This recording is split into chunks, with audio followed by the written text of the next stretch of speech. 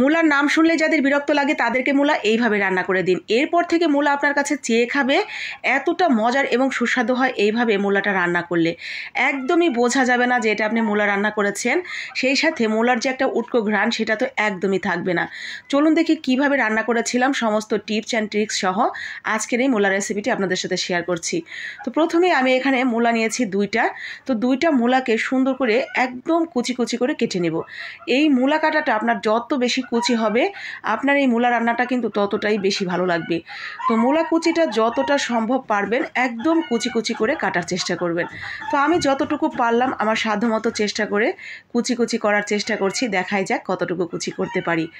তো ঠিক এইভাবে বটি দিয়ে আমরা কুচি কুচি করে নিয়েছি এরকম করে। তো এই তো সবগুলো আমার কুচি করা হয়ে গেছে। এখন এগুলোকে পানিতে দিয়ে দিব। তো পানিতে দিয়ে ভালো করে ধুয়ে এগুলোকে আমরা সিদ্ধ করে নেব জাস্ট 1 থেকে 2 মিনিটের মতো।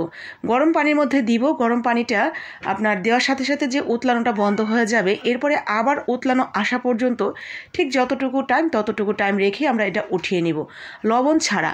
লবণ দিলে কিন্তু একদম সিদ্ধ হয়ে গলে যাবে, তখন আর এগুলো চিপা যাবে না হাত দিয়ে।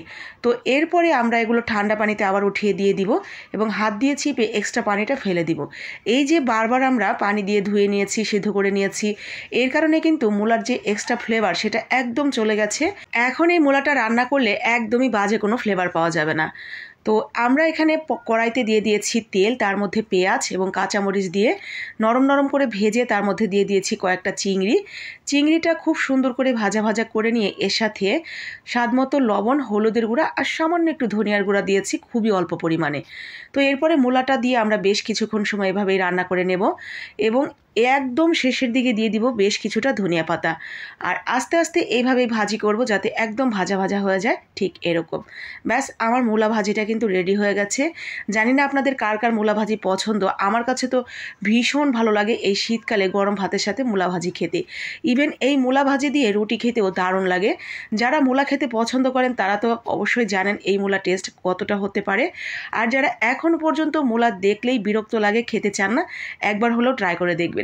আশা করি এরপর থেকে আপনার কাছে মূলা একটা প্রিয় সবজি হয়ে যাবে। তো আমি কিন্তু মূলা ভাজিটা করে সাথে সাথে খেতে বসে গেছি, কারণ এটা এত বেশি মজার নিজেকে ধরে রাখা কষ্ট।